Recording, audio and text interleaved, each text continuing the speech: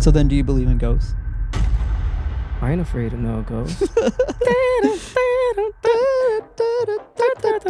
Yeah.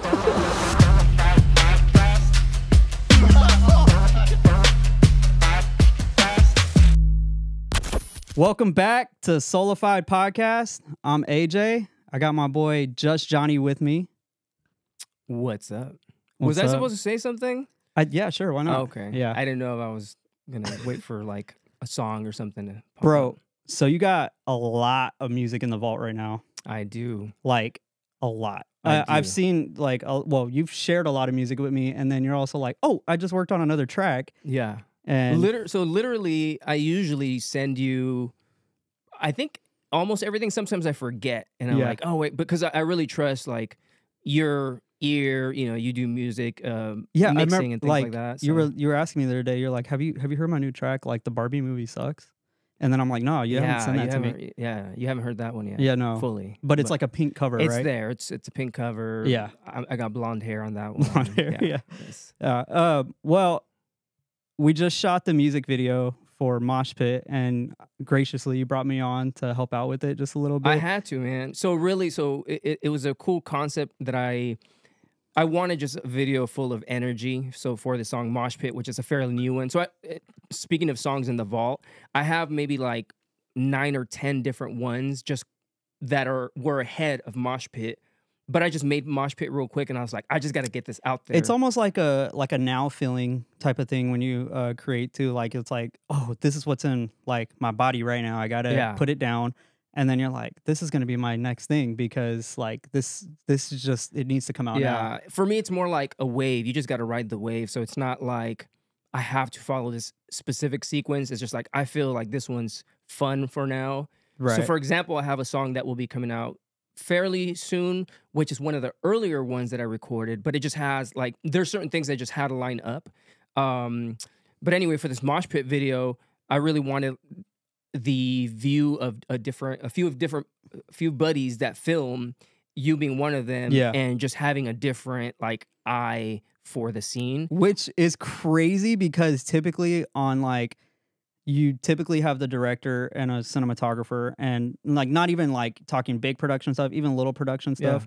Like you typically have a director and a cinematographer, or sometimes they're the same person, and then that's it. You don't have like 3 different people's perspectives, Right. And it's like, hey, this is how we're gonna shoot. Maybe this person's not like a videographer, or he doesn't really shoot music videos, Yeah. or you know, he does like this style of video. But it adds a different flavor, and For sure. it adds some chaos to the video too. Which is fun. I really had a lot of fun. I knew it was going to be a fun shoot, but it was more fun than I expected. It almost sounds like I was not expecting it, but it was just a good time. I was a hanging little out. nervous for you, to be honest, because I was like, how's this gonna work? And then like after seeing like, okay, you swap, and plus for those who don't know, it was 105 degrees outside when we first got there. So we're already hecka tired by the time we're shooting. Luckily, the breeze rolled in, and we're in like a pool. You know what I mean? Like a bowl. And so it wasn't like crazy hot in there. Somewhat shaded, but of course, like the heat's still gonna be in there. It's still gonna be like locked in. And so like for me, I'm like, thank God somebody was switching off with me, because I'm like, bro, like I was burning up after the first shot, and I'm like, I need some water. I need to I need to step back, because the camera rig's not that heavy, but it's heavy in 105 degrees. Yeah. You know. Well, not only that, but I feel like the break that you got from the camera was actually to be in the video also. So everyone who shot the video is also in the video. So for example, when AJ was behind the cameras, and the other 2 dudes that were on video camera duty were in the video. And when you're in the video, it's like hype. So like everybody's gotta be like giving their all. So it's like you didn't really get a big break. Yeah. You know what I mean? It was nice though. But dude, I love Diligent shot that you got when he went in and did a 360 in the middle of the video too. That's what I'm saying. So that I wanted everybody to just do their thing and have fun. And I feel like everybody did such a good job at that, like just giving it their own flavor. Yeah. Like one scene that you did that I thought was cool. So I had in mind, a lot of times when I'm hearing my music, when I'm making it, I'm already envisioning what I want to see. So like I want it to be in that area, or I'm sorry, in that skate park and in that exact area, after I did a photo shoot for the song Up, and I thought it was a dope location, I'm like, I want to do mosh pit here. And things just started kind of coming to mind. But there's a scene that I wanted to hold on to the camera. Right. Like I didn't know you wanted to do that until it happened too. And so you like kind of improv'd it. That's right. I didn't tell you. Yeah. I didn't know. But then I'm like, oh, like in my brain, I'm like, this has to be done a certain way for it to look good. And the way, and your suggestion for that to like where exactly to hold it, because you were seeing what the camera is seeing, right? Yeah. And so you saw like the slight adjustment that really made it what it was. And so check this out. The influence for me on that scene, it's, you know, we collect different ideas from things that we listen to or things that we see, but growing up, my favorite like comic book character or like, you know, like superheroes and all that stuff, I was always into the Joker. The Joker's always been my favorite.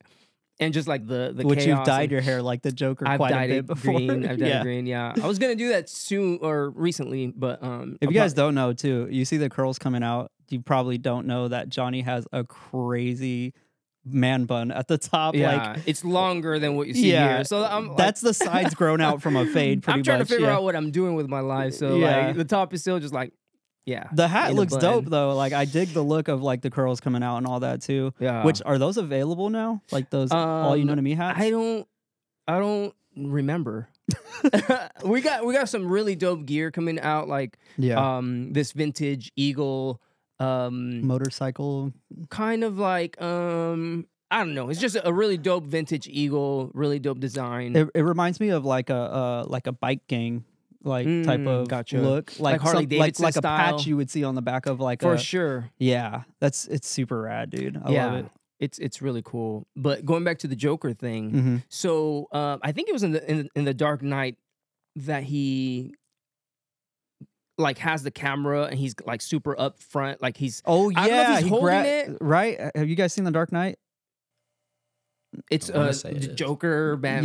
Yeah, I think there is a shot where he grabs the camera like that. Oh, right? he has someone hostage, I think, and then he just like points the camera back to himself. That's so dope. And so that's kind of like where I drew that from. Such a weird point of view too, to like feel like the audience member being like, oh, he's got me. Yeah. And so Mosh Pit, I feel like I really wanted it to have a lot of energy, and that part where the music drops, which the music dropping and that whole scene, that was also on accident. It came out that way. Wow. So my beat ran out because I was just like making the beat, which there's a whole story to making the beat and all that stuff. But when I took the song into the studio, you know, I copied and pasted like certain parts because I wasn't done writing like the hook. I came up with the hook in the studio, but I had the verses done at home. And then so then I like extended the beat and the vocals, but I didn't realize that I didn't extend the beat enough. So then it drops off, and then that's the part where it's like the acapella. Yeah, the acapella part. Like the beat just cut off, and I heard it. I was like, "This sounds super dope." So I left it that way. But then, of course, I brought the beat back in on "It's a Banger," so let's go. And then, sorry if I keep coughing. Oh, that's all good, man. I'm gonna sneeze pretty soon too. So yeah, Johnny's got like allergies for days, man. It's Sacramento, bro. There's something in the air in Sacramento. Yeah, I didn't have allergies till like living in Sacramento. Same. Like I think when we moved there in 07, I started getting allergies, and I'm like, it's city of trees though. And like, makes sense. Like there's all this pollen in the air. It's pretty and stuff. Terrible. Yeah, it just ruins the Not day. to hate on our own city or anything, but no, it's cool, but yeah, it's bad. It's yeah. terrible. So let's go through the process of like writing that song then. So if for those who don't know, I've done a podcast with Johnny before, and we've talked a little bit about his background in like rock bands and reggaeton and Christian music, hip hop, all kinds of stuff, dude. Like you've been quite around the block in different genres. But one of the things that fascinates me the most is you typically start at the beat. You do all the lyrics, you do all the writing, composing and producing, mixing, mastering, artwork, and then typically music video. Yeah. Which is crazy to me because like I know so many artists where they're like, bro, I just write. You know what I mean? Yeah. And for you to go through like, you create projects, not just like a song, but you literally create a whole project, and you trust yourself and your own judgment and what's going to look good, and you execute it very well. That's cool, man. So like, what was the process behind that beat for Mosh Pit? So for Mosh Pit, my writing style is different. I'd say there's like a few different ways that I write. This particular style is called making a beat before going to bed. So literally, I did lay down, put my head down, and I was like, you know what? I think I'm gonna make a beat real quick. Let's see what comes up. And something that I've been having a lot of fun with is 808s. I mean, I love 808s, period. But I've been having fun with creating a song where it's 808 driven and less of everything else. You know what I think that does too? It allows your vocals to stand out in the mix. For sure. Like your vocals are like the center of attention while you have all this like bassy even like a lot of midsection too that comes in there from 808s. So even the lead sound on this track on Mosh Pit is an 808 just at the higher octave. So like I don't know, like C5 or something. But so it's so it's basically a bass just pitched up. Like it's just so if you're playing an 808 on the keyboard, basically, like you're just like going to the higher range and then playing there. Yeah. So and with all of this, I didn't spend much time like coming up with it. What I like to do is just like keep adding layers, and then whatever comes out first, I'm like, if I like it, cool, let me go. So when I used to produce like years back, when I was like producing heavily, I would spend so much time just like crafting this whole orchestration, a bunch of layers, a lot of automation, a lot of like high things production. happening. Like, yeah. And I don't enjoy that now. Like now, would you say that's a little overly produced compared to like what you're doing now? Like, oh yeah, would you like your sound more now or like back then? You know what I mean? Like for me, it's always been about mood and energy, and so whatever and like gets the vibe that and the vibe, like that being the mood, right? So yeah. For the stuff that I'm making now, it's ultra basic. It's really simple, but I feel like every song is a thought. It's not like, and sometimes it's like a lot of different thoughts lyrically that I put in there, but it's like one mood with different thoughts. And so I think that that's kind of the drive behind like Mosh Pit was, first off, it was just like a regular random beat. Yeah. And with this particular one, I was really feeling it. I was like, I really like this beat. So then I started writing to it lyrically, which the way that I do oftentimes is I start kind of like humming or basically coming up with a cadence of how I'm going to rhythmically do the vocals before I ever write a line. Which I was telling my little cousin Jeremiah, we were listening to the song before he showed up to the shoot, and he's like, dude, I love the song. I'm like, you don't even know like Johnny's like style of like, because I've been in the studio with you, and then like you'll make something, and I've seen you go on the microphone. You're just like nah nah nah nah nah nah nah nah, literally, and you'll say like one word every few like mumbles, and then I'm like, what the heck is he doing? And then you go back, you're like, actually, that's kind of dope right there. I like how I said that, and you go plug in all your. That's literally how it happens. It's pretty much just like mumbling something and then saying a word here and there. And a lot of times my content would be drawn from that word. So like on the Mosh Pit hook, the first thing that I said on that, my first take was Mosh Pit. Really? I was like, Mosh Pit. So you came up with the concept on the fly kind of in the beginning. So the song writes itself, really. I feel like I'm always going to have something to say. When you're producing the beat though, did that word pop in your head at all? No. So it's just like organically comes out that way.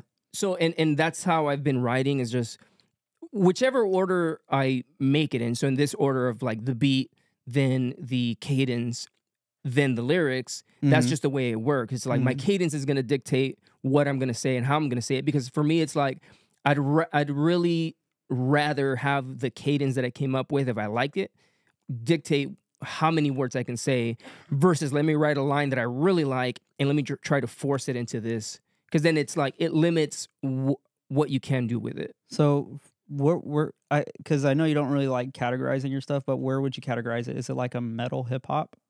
No, I would really hate to say metal. Yeah, what is it then? This particular track, because I feel like my music switches from track to track. Yeah, that's what I'm saying. This it's is hard just like categorize it's indie hip hop, really, because it's not like it's its own thing, right? It's not like street hip hop or like underground or anything like that. Yeah, it's not underground.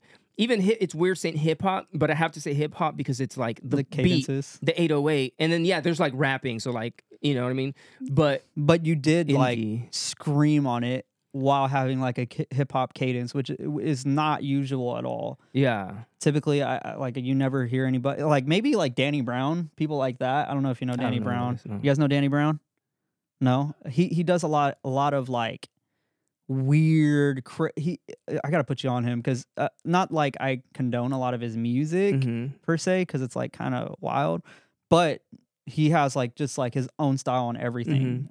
And I'm a fan of like the art behind it. There's know what I mean? elements though when you look at certain heavier music like metal, because okay, for example, people might think mosh pit. I'm mixing rock with like hip hop because of the word mosh pit, and really like the mosh pit is a big part of like the metal shows, the rock shows, and stuff like that. But like I said, the mosh pit part only came out because of like how I was. Like what I first said, not so much that I had this concept of doing a mosh pit, but like the video was directly affected by that content. So like everything, triggers the next thing. But when you think about bands like maybe like Slipknot, if you take away the music and you hear like the vocals and how, maybe the cadence, it might be similar to something like mosh pit, right? Yeah. It's still... you can still understand what he's saying. It's not like as heavy as like just straight up like hardcore, like death metal or something. I don't know. You can still, the words are still intelligible, so you can make out what you're saying, and that's what I feel like Mosh Pit did. But I didn't go into it thinking like I'm gonna scream on this one. It just happened, and it was a feeling for sure. Like it fits it so well that like I'm sure when you got in there, you're like, oh, this is a screaming track on that hook for sure, because it just had that energy, and then I just kind of kept going. And which, for those who don't know, you were in bands screaming and stuff. Yeah. So like the screaming stuff is, dude. I don't want you to do it right now, but you think like towards the end of the pod, you could do the mosh pit step in like Godzilla, like.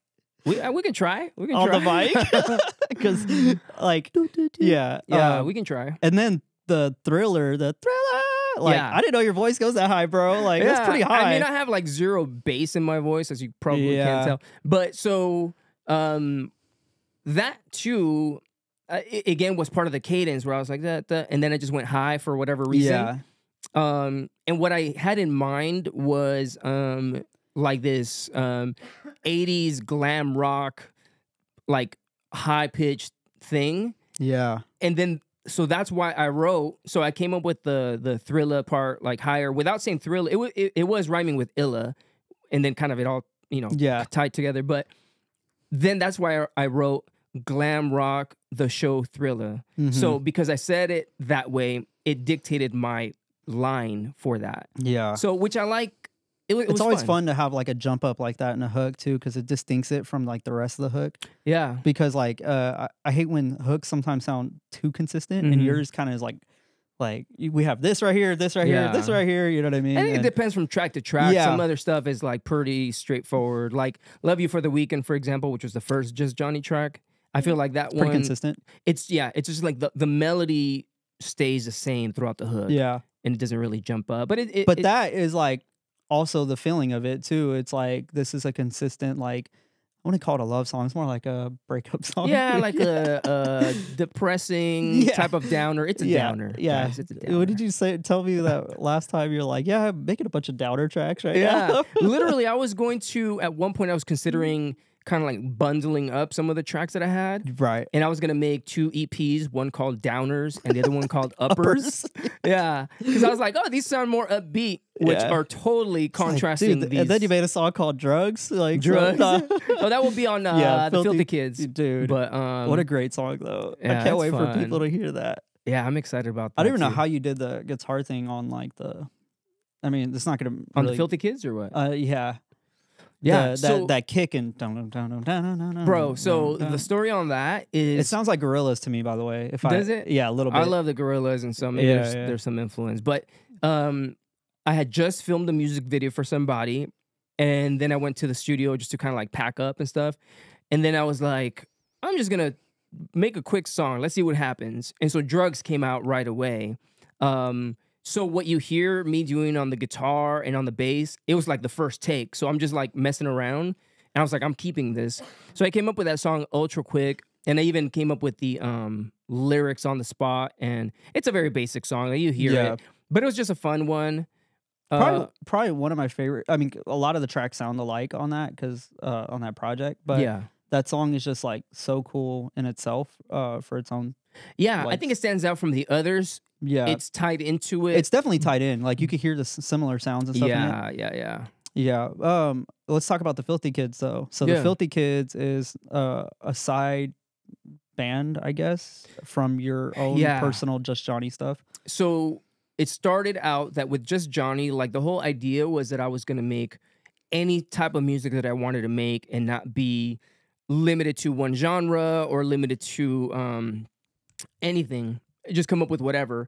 So, for example, on the Just Johnny record or project, I came up with the EP Prozac Punk Rock, which is 3 tracks, 2 punk and 1 ska track. Yeah. So it's doing whatever I want to. It's like ska rock, yeah. Yeah, the last one, right? It's only 1 track. And then which shout out to JJ. JJ, man. Yeah. Super. It was a fun project. It's always fun, like watching you and my brother collaborate together. He's talented, dude. Yeah. He's so talented. Because it's like, man, both of your minds together musically. He's just like, oh, you want that? Sure. And then you're he just makes like, it happen. Dope, it happened. Yeah. You're like, now I could take this and do something cool with it. You know what I mean? Like there's another ska track that is not released that I will at some point. He already recorded the guitar to it, but it's like a faster like track anyway. But that's like part of how this whole how I had to kind of do a split between my music, Just Johnny, and then I was like, I have to kind of split this off because of the way that the algorithm works. It's like it's going to promote your music to people who like this particular sound, and within Just Johnny, the songs are already kind of all over the place. Yeah, so it's kind of hard to be like, oh, this is a blank sound. Just Johnny's music doesn't discriminate. It doesn't discriminate. No discrimination. So what I did was like I had to come up with like a band name because I made an EP, which is it's called Cross My Heart, Hope to Die, and I was like I was done with essentially the music for the most part, and I was like this is clearly not going to fit in with the rest of the songs. So I was like, I got to come up with a different like name or a band name. So it took me 2 days. So basically one day going through Spotify, the first thing that came up to my mind, you know, I said that name, searched it up. Nope, there's already a band called that. And so I went through a few different names that I had like tough typed up. too. You're like, oh, this is a dope name. And you're like, yeah. Why does somebody who has 3 followers in London have it? yeah, for real. Yeah. And then so then I came up with the Filthy Kids. And then I searched and there was nothing. So I was like, dope. I'm gonna run with that. Well, so Javi has been like he's important to it as well. So Javi, I met Javi through JJ. So I had a show, a Just Johnny show where we were gonna play a lot of those songs. I gotta say, he's such a cool dude. Javi, shout out Javi, man, because super talented and cool dude just to be around. Okay, so before the show, actually, I had met I connected with JJ, your brother, I was looking for folks to play saxophone and trumpet on the ska track.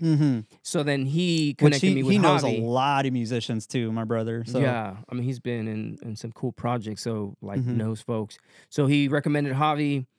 So I connected with Javi. So Javi played the sax on Killed it. My very last summer. Yeah. I was going to say my very last weekend. I'm like, I'm mixing songs. Yeah. So he plays sax there. And we connected, and he's got so much knowledge with music and gear and sound, and so he's very diverse too. Yeah, like so he came out, music. He played bass which was cool because he plays sax on the track, but then he jumped on bass for a live show, and so we connected at that point. And then when I was getting this Filthy Kids project together, you know, I definitely wanted to bring him like on even before it was like locked in. I was like, I already had him in mind for like bass and just, he's just a good musician. Yeah, and pretty reliable dude. He's like, hey, can you do this for me? And it's like, bro, you killed it on this. Yeah, no, he's great. I trust him so much with sound, and even like as we do rehearsals with the Filthy Kids, like he's just sculpting the sound so I recorded the songs, I recorded all the music, but he's matching that sound for the live show type thing. So yeah, that's awesome, dude. Yeah, man. And the project itself has like such a 80s vibe to me. Does For it? the Filthy Kids. It's cool because everybody has like a different take on what it reminds them of. That one song just reminds me of the Aha song. Oh, does it? It's the Take drums. On Me? It's the drums, yeah. For sure. Okay, for sure. You guys know the drums... Take On Me song? You ever see that video? Yeah. Yeah. I ended up going with a synth sounding drum, which is very much like an 80s, you know, like that snare is, you know, got a little bit of that gate. And then the I just wanted to do something different. And that's what I'm saying. Like with when I make music, I just kind of go with a thought and then just run with it. And then this one sounded cool. Like, oh, I want to make a few songs like this. Yeah. Because the first one that I made, I think was Would You, which is a fun track. Love that song. And I went with those drums mainly because I had just finished the Prozac Punk Rock, which is like more of the live drum sound. So I wanted to go like more digital. And so it definitely has that. Oh, okay, and it has some synth, a lot of synth actually. Yeah.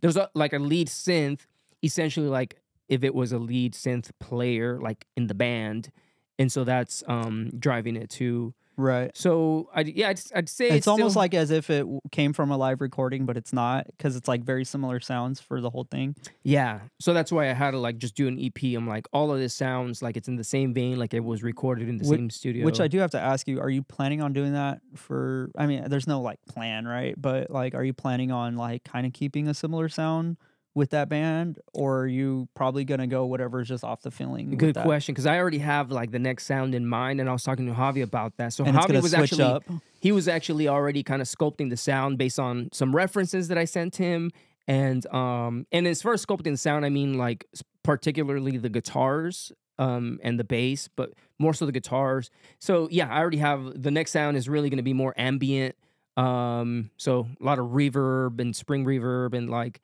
a different guitar sound. So I'd say it's still gonna be the Filthy Kids, but it's gonna be like a different record that has some things that tie it together, but just a different approach. Right. Which I think it'll be fun. I think it'll be cool.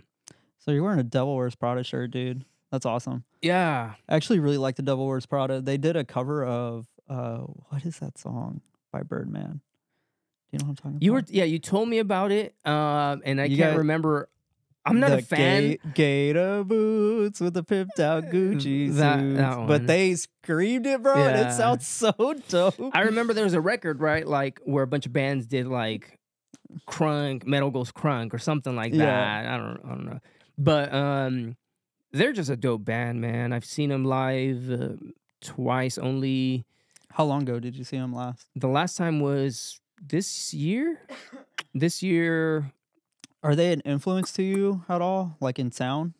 No, in anything that I've made, but yes, in creativity. So I'm going to be working on another project too. So there's Just Johnny project. There's the Filthy Kids, and then with my buddy Dave Zarati, he's up in like Washington. Mm-hmm.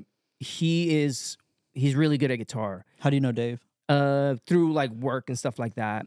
And so Dave, he's just really talented with guitar stuff, and he's coming up with like, he's got this like whole, I don't know, catalog of like riffs, and he sent me like video clips of him playing it. So there's like some punk stuff, there's some metal stuff, some like metalcore. So there's just projects that he has like ready to go pretty much, and I was like, bro, let's work together. Heck yeah. And so we'll be so it's more like helping him out too, like taking some of his music. It's more collaboration, not so much like he's really helping me out, because it's like keeping my musical like journey going in that sense. Yeah. But it's definitely a collaboration, because he's just very talented. He was in a band before too, and like they did touring and stuff. He's very technical. He knows his gear. He knows way more than I do, for sure. I'm not even like that deep into gear and like technicalities and stuff. Like I said, I'm more about mood, but he's like so intricate and like, which is helpful. You say that, but like you're also like an audio engineer, and you love the like film and technical. Yeah, I mean, I like all of that. Like I'm technical enough to like put a project out, but not so much where I'm like, because I've seen stuff that you've recorded in video that looks like like should have been like on an IMAX theater. Like honestly, like there's some stuff I'm like the music video you just shot for the Light the Way. Is that their Oh, name? dope. Yeah, yeah. Like it looks cinematic and it's very, very well done. Like just to kind of praise you on that, Oh, but thanks, man. and even like a lot of the animation stuff you've done, I'm just like, dude, like how the heck? I Like, think it's just the drive of wanting to see something like, hey, I want to make an animated video. What do I have to do? So when I yeah, was a kid, I used to love drawing. yeah, I only love drawing. So that's kind of like my imagination. I'm able to like see things in my mind. I'm like, oh, let me make it happen. So when I was a kid, I'd, picture like this funny cat which looked like, I don't know, like a hobo or something. And then I drew him and I remember drawing and like making the voice of what he would sound like as I was drawing. And just that's what I would do with my cartoons. So my do imagination you has have always like been a that. cartoon inspiration, like something you probably grew up on, or comic books or shows or anything? There's a lot of like influences. I wouldn't say that there's one Hmm. because there's different like regular cartoons that 'Cause were on TV. I used to comic draw when I books. was younger, and like Matt Groening, like the Batman Oh, cartoon gotcha. show and all that, like were like some of my favorite stuff, like Saturday Yeah, morning cartoons, especially that's like cool. different stuff that came on. A lot of the comic book stuff, For like I was super sure. into. I used to like comic books and collecting comic books and comic book character toys or collectibles. Hmm. They were collectibles until I opened the package. Then they were just a toy. Yeah, You know what I not mean? mint no Yeah, more. yeah. But you're like, I gotta play with these, and I gotta read these. Yeah. Yeah. So yeah, I'd say like it's a collective influence. It's not so much like I'm really just into this one thing and this is what made this. I feel like that's life though. Anything that anyone does, it's comprised of experiences and different things that you're into. So it's not really just, it's rarely ever like this just came out of my mind out of nowhere. Yeah. It's all influence and kind of you're sculpted by those things. So yeah, which I think influences my music too, though. It's just Yeah. it's It things that allows you a lot hear. of openness for creativity, I think. Like the fact that you do multiple different things. Like I said earlier, you typically compose, produce, mix, master, shoot your own videos, and then create the artwork. Yeah. Well, And I don't with the video portion. Like for example, I normally conceptualize it, and I know that I'm going to be the subject in that, so I have to outsource and get someone else to film, right? So like for example, 16-bit, you were behind the camera on 16-bit. such a fun video. Super For fun. those who haven't seen 16-bit with Mission. Oh, by the way, Mosh Pit has Mission on the track. Ultra, I forgot to mention that earlier.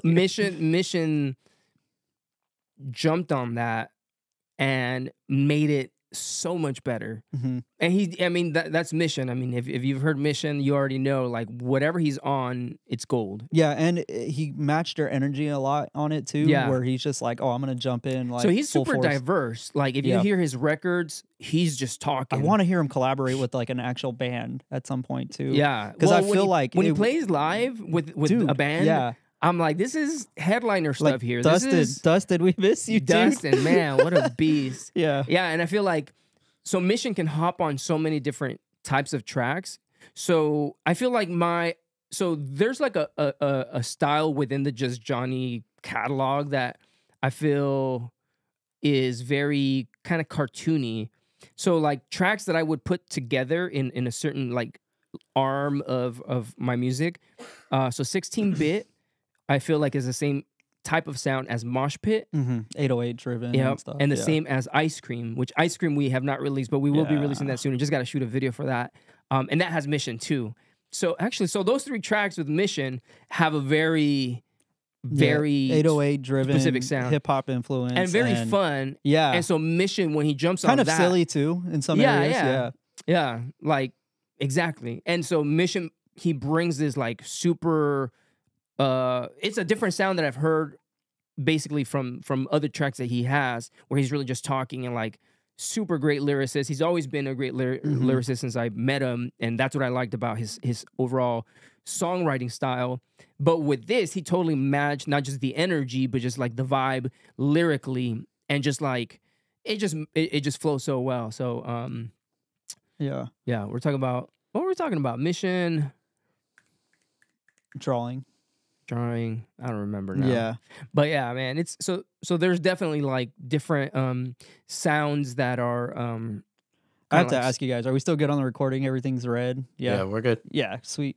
Yeah, with you and Mission, like how much like studio vibe off each other, like vibing off each other and stuff happens? Like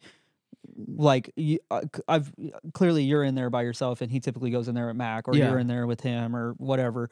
But when you guys do kind of like cross each other's paths in the studio and stuff, it's like, oh, this is what I worked on, like, and you show him some stuff, and he has a lot of input on, like, not input, but I would say more like commentation on it, like, right, like commentary on a lot of the tracks. Normally, if I'm making stuff for myself for the Just Johnny project, I just make the music and then it's just done.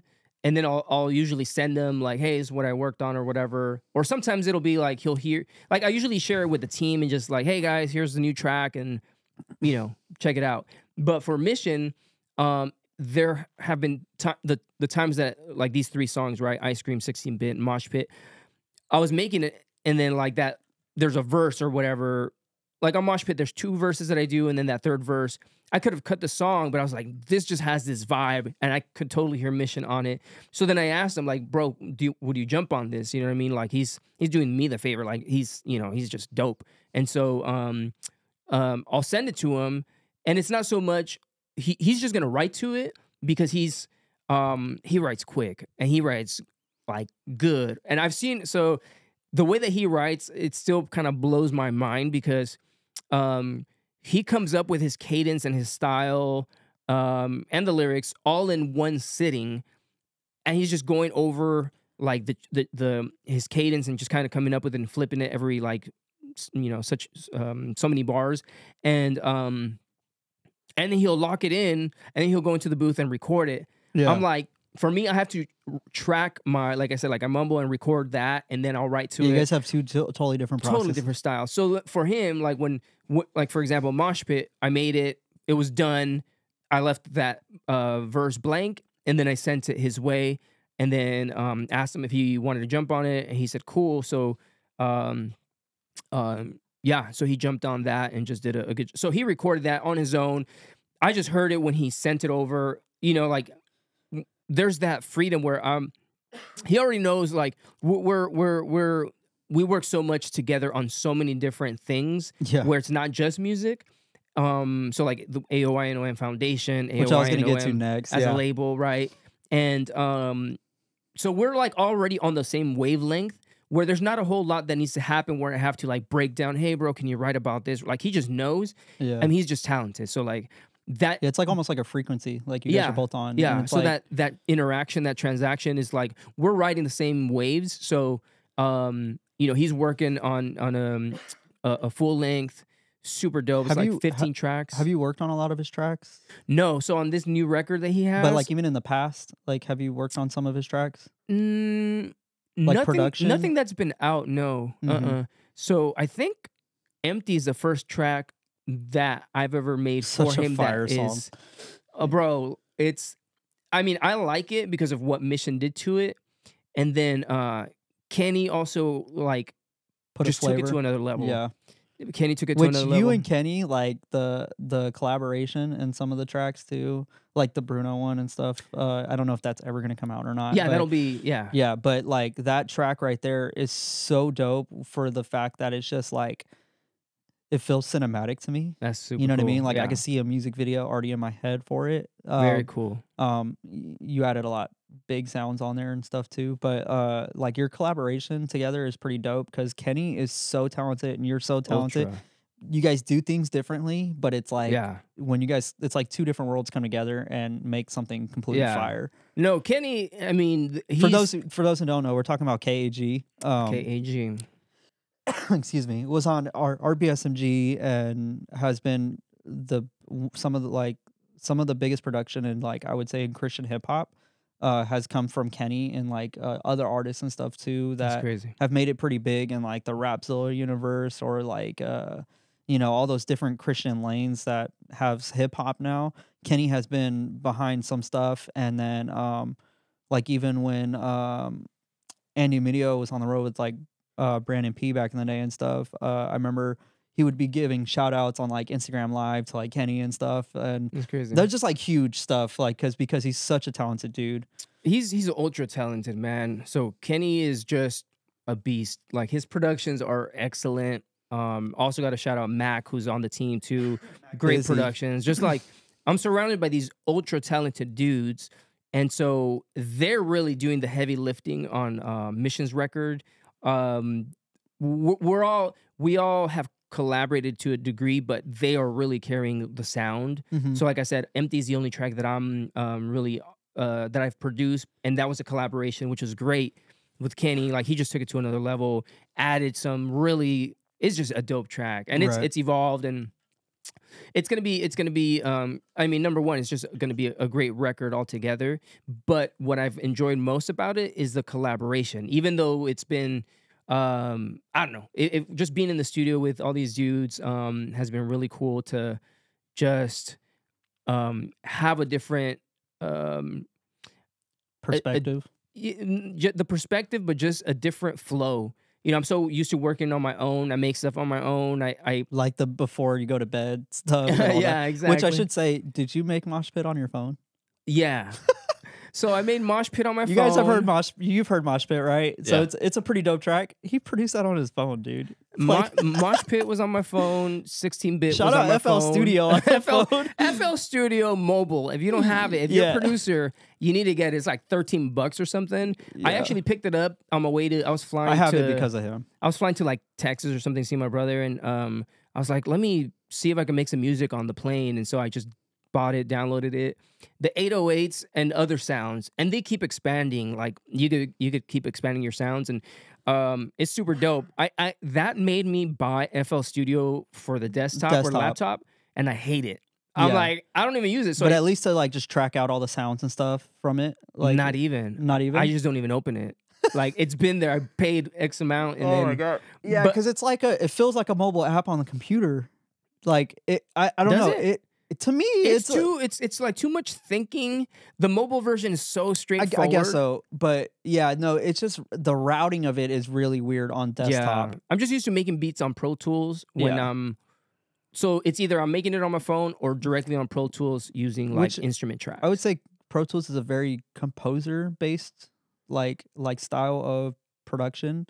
Like in my opinion, like because I don't know, like I've said this before in the past, like between you and Mac usually produces on Logic, and then you produce on Pro Tools. I think he does both, but he knows both. Mainly does Logic from what he's told me. And I'm like, yeah, it's more like block based, like, you know what I mean? Yeah. Where like Pro Tools is more like measure, like, you know what I mean? Like it feels more of like like composers use it compared to. I mean, I love it. It's I've been using Pro Tools for a long time, so it's just, it makes sense to me, and the flow. So I feel like for anybody, just like use what works for you. That's just my workflow. Logic kind of works for me for production, and Luna kind of works for me for mixing. Oh, for real? So like I will, so I was trying to make a beat a week. That was kind of like my goal for like the past 2 months, and I was kind of making some stuff, you know, I've sent you some stuff that I've made. But like I was trying to make like a beat a week, and then kind of not really do anything with it, but just get better at the production side. But when I've mixed and mastered in the past like 2 years has been on Luna. But it's because I like the easiness of Luna and the flow. I still haven't used Luna. I remember you telling me about it when you were like working with it. It's like Pro Tools with a couple more things added on, and it's like Logic in some ways too. So, got it. Yeah, it's like a cross between Pro Tools and Logic. Yeah. I feel like I've tried, like there's some times that I'll try to, if I'm in the studio and Mission is tracking vocals or something for either a feature or one of his songs, and I feel so slow on Logic. And Mission actually, so he records himself when he's gonna do a lot of things for which he's gotten really better at, in my opinion. Like no, he knows what he's doing. He's got pretty good at tracking. Because he sends features out and all that all the time. Yeah. So he knows what he's doing with that.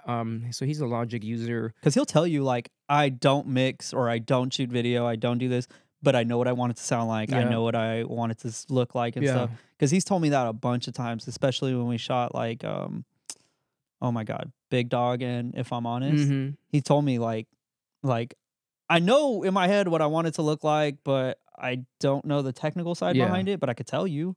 You know what I Yeah. mean? So yeah. No, he's really good at envisioning and then getting it communicated so that it can be executed. Yeah, that's true. Yeah. Yeah. Communication is pretty key when it comes to like Mm-hmm. putting out your idea.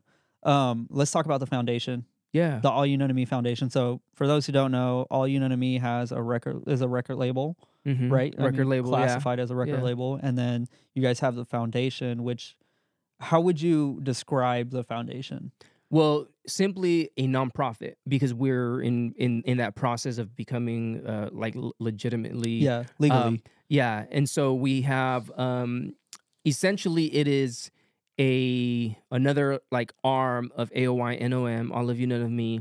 The foundation is really something that we're using to essentially influence our actual community. Right. You know what I mean? Like you won't hear a bunch of deep content out of my music, right? Like it's not like ultra deep, but I do think deep. I do think critically.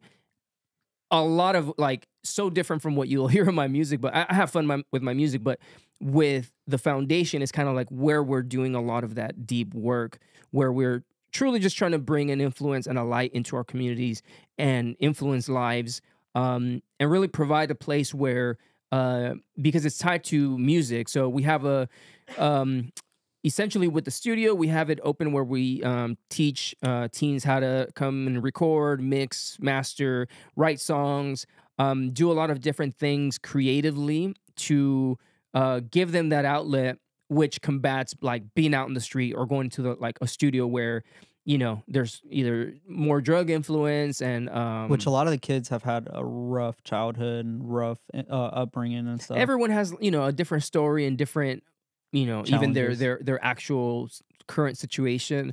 We just want to provide a good place, man, where we're doing something meaningful.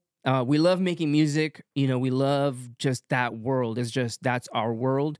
But we also people, you know, it's just like people are important, and especially with music, like just so many you know, like younger generations are going into that and really getting to the point where that's part of culture. You know, music is so part of, especially the inner city. And so we wanted to make sure that we are providing a space where they can come in, record a song, track an idea, learn how to write, whatever they want to do regarding music. We want to teach them that. And so what that's doing is really giving them a space away and taking away the opportunity for them to get involved in some wrong things. And so, Yeah. in short, that's what All of You Know Me Foundation is currently.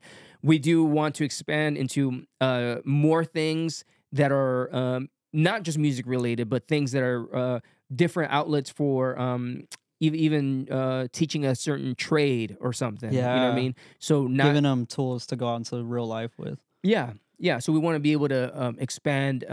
So really, this is something that will be what we talk about all the time with mission is just like legacy. This is something that's going to outlive us. This is something that will grow into something that is sustainable to carry on even without us. And so that's where we're really in the initial awesome. steps. But that's what that's about. That's awesome, dude. Well, we'll probably wrap it up soon here. I just have like maybe a few more things. With you kind of branching out into like different bands, or well, I guess like two different bands in your own project. Mm-hmm. Do you see a limit to the Just Johnny project, or are you gonna just keep riding the wave as long as you can?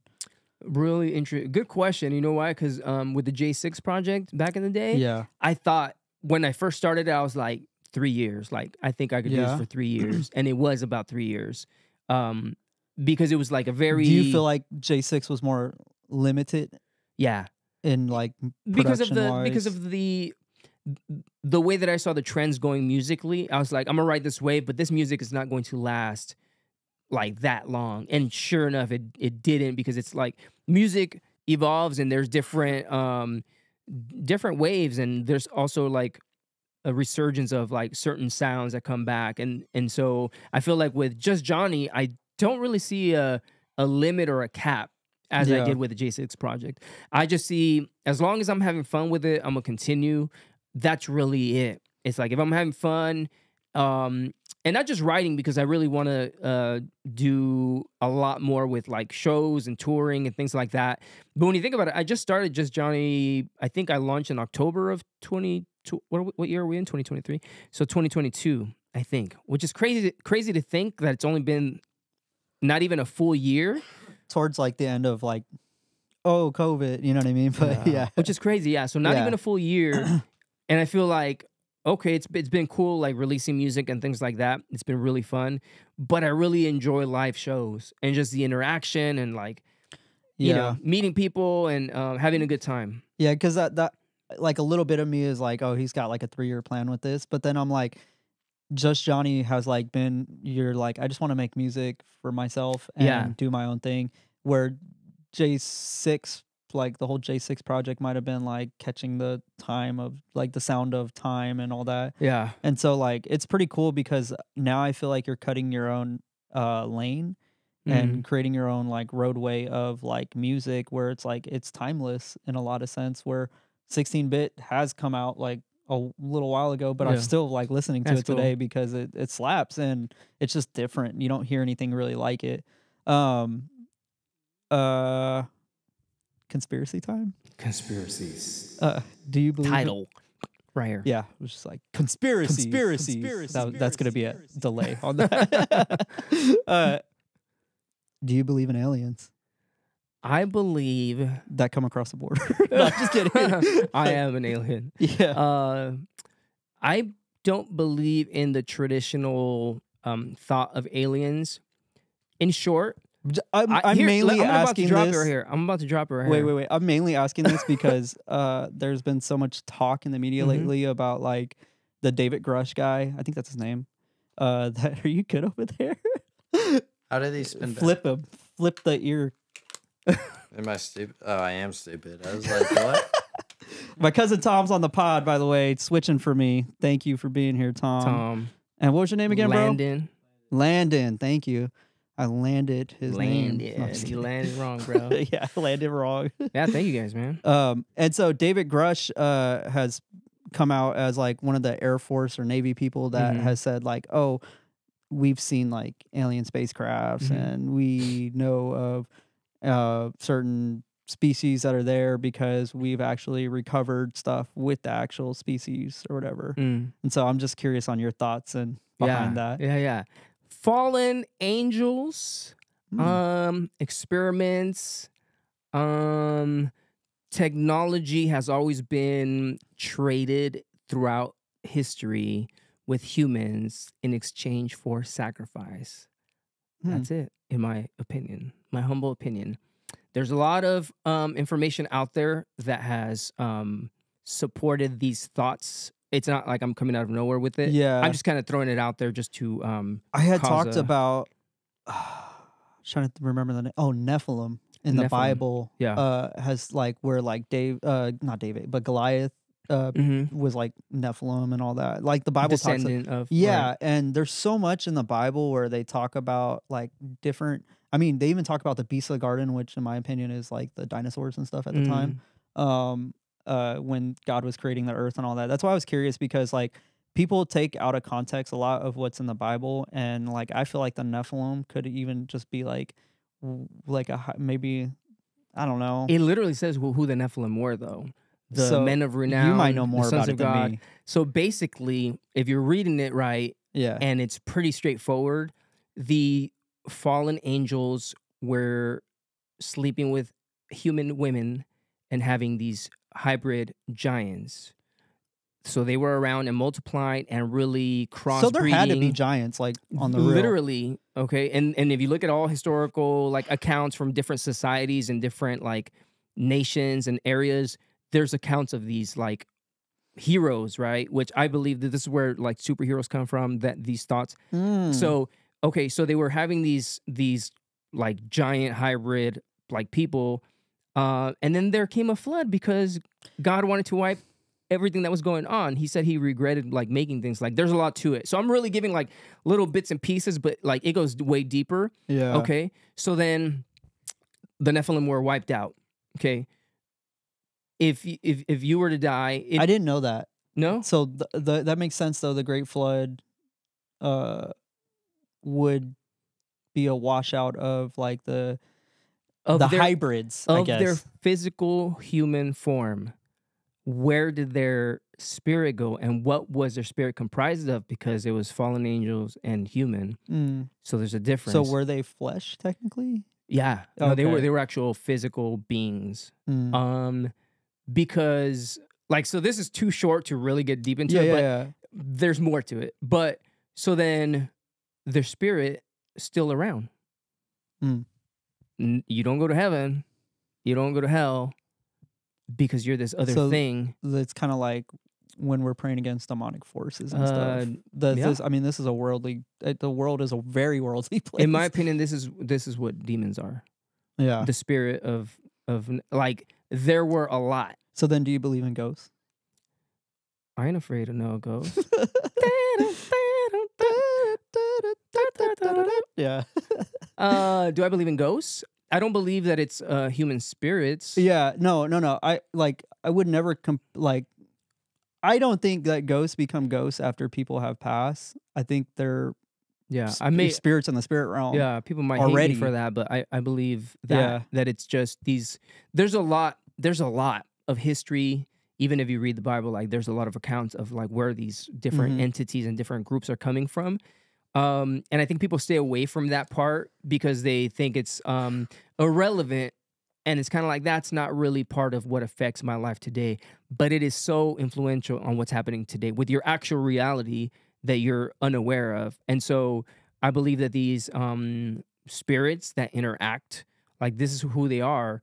When like look into any artist who says that the artists themselves claim that a spirit enters them and they're getting this praise. Like the Beyonce thing. For example, she says Sasha Fierce is this entity that Have you takes seen that over clip? Like where she's like rocking her hair and then you see the demon face. Like, have you guys seen that? Basically, just like a real she's like crazy rocking face. her hair on stage like this, and then like in between takes, if you cut it down frame by frame, you see her face like it looks like it morphs into something.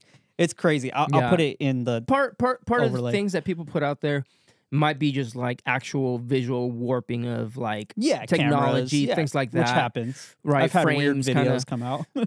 But overall, I think we should take into account what they're saying. Like they're straight up saying and these the heart things behind it. Yeah, and it's like if it's just an act, okay, it's just an act that they're saying that these things happen. But when you see a trend of this happening with the very top of the top, when people say, yeah, I, sold my soul to the devil, I did, like, there's a lot of information out there, a lot of accounts, especially now with, like YouTube, like folks posting all kinds of stuff. If you collect all those accounts, it really lines up with what has been said. So, like, I believe that these Nephilim spirits are still around. They can possess a person if you allow them to. There's a lot of rituals. A lot of people are into. Which is like kind of interesting to me because people say like, oh, a ghost is like a human after they die. But it's like, no, if the spirit took over the body, the spirit's still going to be around after the person dies.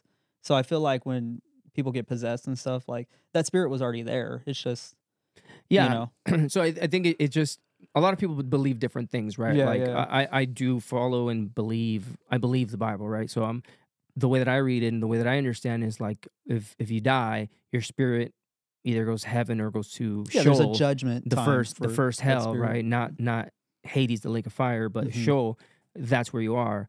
But so there is no in between based on what I read.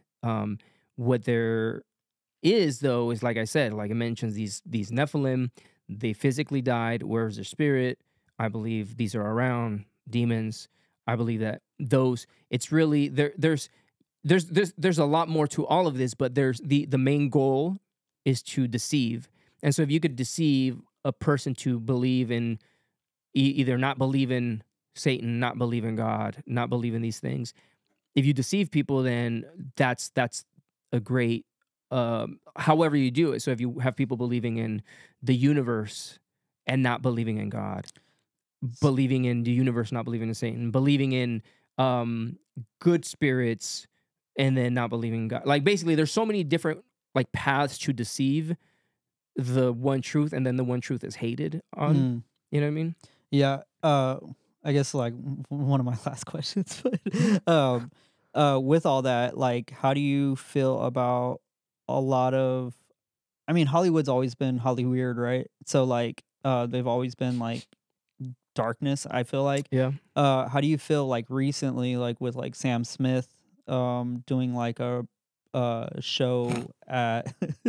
It was wild, bro. Like that was a wild show at the stupid. Grammys. Like pretty much promoting hell, right? Yeah. Everybody's dressed up like a demon. Have you seen it? I think maybe you told me about it. I think don't I think told you saw about it. it. So may have seen a basically, picture. I don't know. Sam Smith and some like trans person had performed at the Grammys, and at the Grammys they basically put on a show like they're in hell, saying like, oh, the Christians say we're going to hell, so we're in hell. Oh wow. That's pretty much like their take on it was like, look it, I'm the devil, and they Sam Smith had horns and Oh wow. like yeah, it was wild.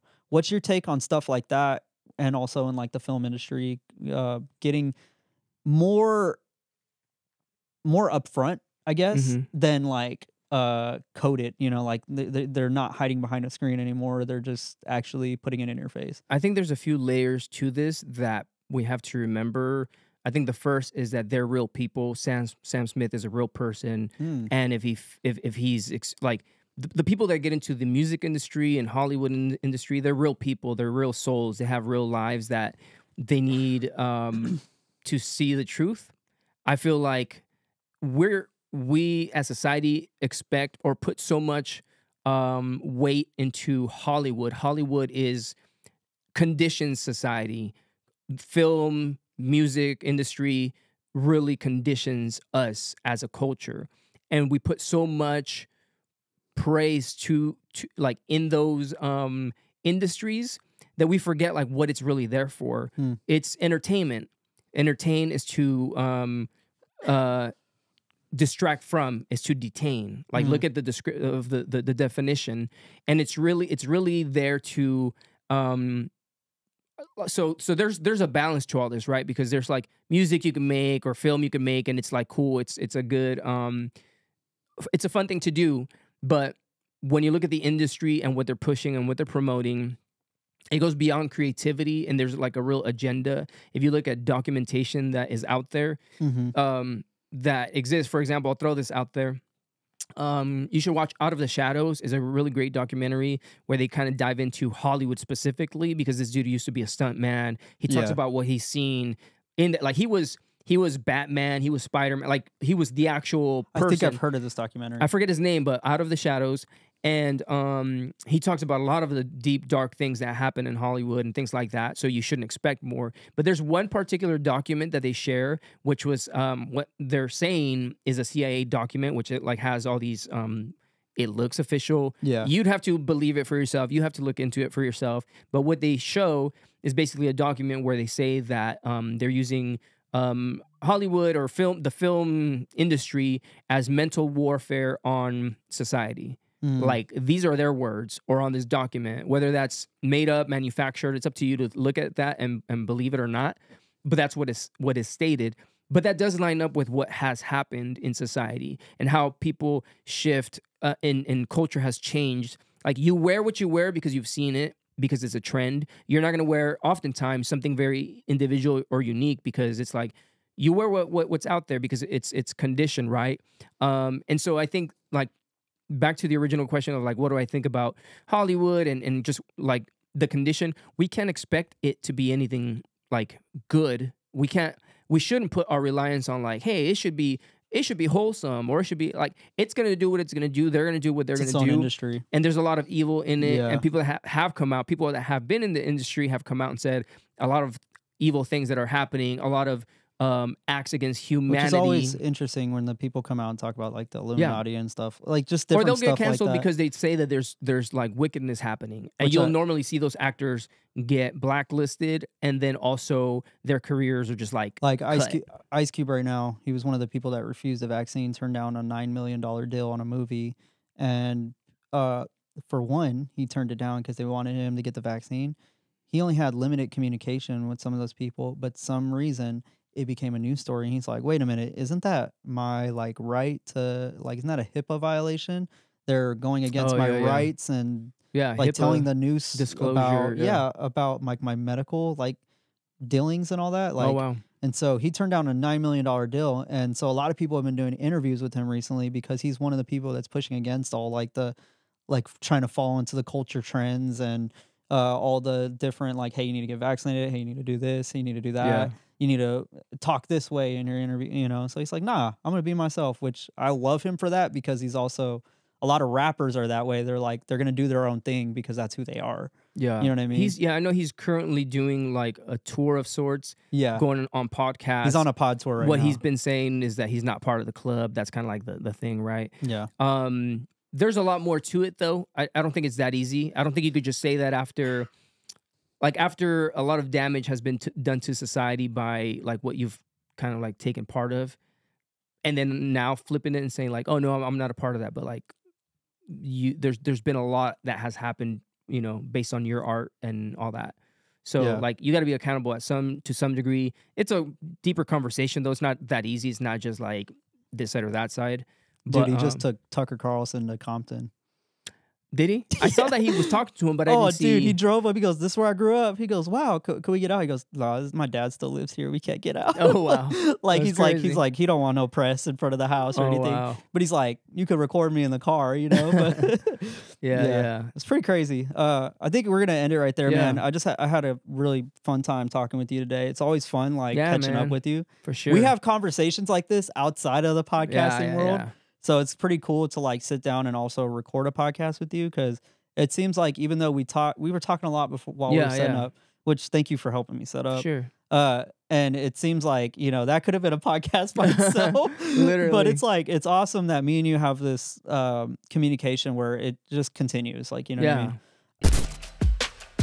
Thank you guys for tuning in. You're just watched another episode of the Solafide podcast. Go ahead and drop a like and a comment on this video. Subscribe to the channel. Turn your notifications on. Johnny will tell you. Yeah, turn them on. Yerp. What's something that Yao